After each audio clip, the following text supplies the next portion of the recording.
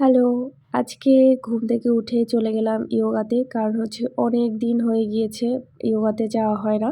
মা-বাবারা আসছিলেন, তারপরে হচ্ছে সাজেক গিয়েছিলাম। সব মিলিয়ে প্রচণ্ড গ্যাপ পড়ে যায়। তো ভাবলাম যে আর আলসেমি করব না, আজকে থেকে আবার কন্টিনিউ করব।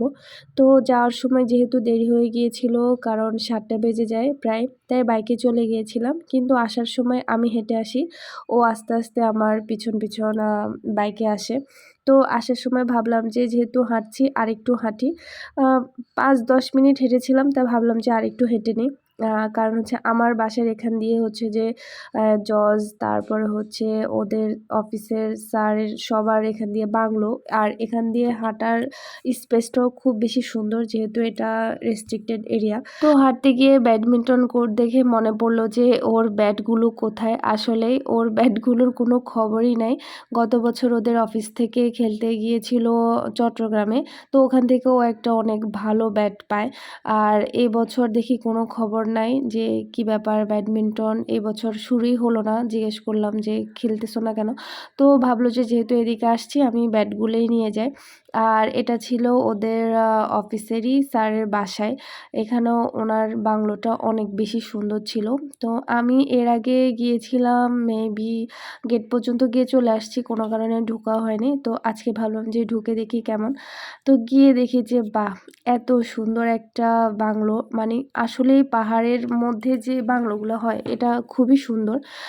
আর এটার চারপাশটা একদম খোলামেলা ছিল। আর বাউন্ডারির ওই পাশে ছিল সব পাহাড়। এই যে ওনার কেয়ারটেকার মেবি একটি শাকসবজি করতেছে, কিন্তু এখানে হবে না, কারণ এই বাসাটা পুরোটাই হচ্ছে যে ছায়া পড়ে আছে গাছপালার জন্য। আর এটার পিছন সাইড, সামনের সাইড মানে সমান জায়গা, মানে এত খোলামেলা ছিল। আর আমার মনে হচ্ছিল এখানে কোনো ফ্যামিলি থাকতে পারবে কিনা, কারণ হচ্ছে একটু ভয়ঙ্কর লাগে আমার কাছে, কারণ একদম ভিতরে চারপাশে জঙ্গল, মানে একটু ভয়ঙ্করই। যাই হোক, একা একা থাকা পসিবল না।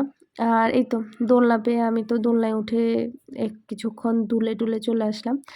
তো এসে আমি আজকে ভাবলাম যে গোলাপ গাছের গোলাপগুলো শুধু শুধু ঝরে পড়ে যাচ্ছে, এগুলা দিয়ে কিছু একটা করি। কিছু একটা করি বলতে ভাবতেছি যে একদম অর্গানিক গোলাপ জল বানাবো। আর এই গোলাপ গাছের কাহিনী হচ্ছে, সে আমাকে বলল যে প্রতিদিন তোমাকে গোলাপ না দিয়ে, আই মিন কোনো অকেশানে গোলাপ কিনে এনে না দিয়ে তোমাকে আমি পুরো গাছ দিয়ে দিলাম। এখানে যে গোলাপটাই ফুটবে ওটাই তোমার। এইসব মানে কি বলবো, চালাকি কথাবার্তা দিয়ে আমাকে ভুলাইয়া রাখে। যাই হোক, যেহেতু আমার গোলাপ, তো ভাবলাম যে গোলাপগুলো নষ্ট করে কী লাভ। এই যে অন্যটার পাপড়ি অলরেডি ঝরে গিয়েছিল, আর এটারও ঝরে যাবে আর কয়েকদিন পরে। তো ভাবলাম যে এগুলা দিয়ে আমি গোলাপ জলই বানিয়ে ফেলি। আমি কেচি নিয়ে আসি নাই, যার কারণে হাতে ছিঁড়তে গিয়ে আমার পুরা গাছটাই নষ্ট হয়ে যাচ্ছিলো। এজন্য ক্যামেরা অফ করে আবার ছিঁড়ে নিই। তো এখন এটা নিয়ে গোলাপ জল বানাবো। আমি এর আগে আরেকটা যে গোলাপ ছিল সেটারও কয়েকটা পাপড়ি পড়ে যাচ্ছিলো দেখে ওগুলা নিয়ে বক্সে রেখেছিলাম ফ্রিজে। এই যে সেগুলা, তো এটারও এখন পাপড়িগুলো ছিঁড়ে এখন বক্সে রেখে দিব। সময় করে গোলাপ জল বানাবো, সেটারও একটা ভিডিও আপনাদের সাথে শেয়ার করব। আর ফ্রিজ খুলতে আমার মনে পড়লো যে আমার তো আরও গোলাপ রয়েছে, কিন্তু এগুলা সব শুকনো গোলাপ। এগুলা হচ্ছে যে আমাকে যে বিভিন্ন অকেশানে বা ডেতে সে গোলাপগুলো দিত। আমার না ফেলতে ইচ্ছে করতো না, কেন জানি আমার খুব মায়া লাগতো। এজন্য জমাতে জমাতে প্রায় ৩-৪টা মনে গোলাপ হয়েছে। হলুদ গোলাপ, লাল গোলাপ, সাদা গোলাপও ছিল। ফ্রিজে এখনও আছে মনে হয়, খুঁজে দেখলে পাবো। আসলে মেয়েরা এরকমই, ছোটোখাটো জিনিসও মায়ায় পড়ে যায়। ছেলেদের এমন না কেন আমি বুঝি না। যাই হোক, টাটা।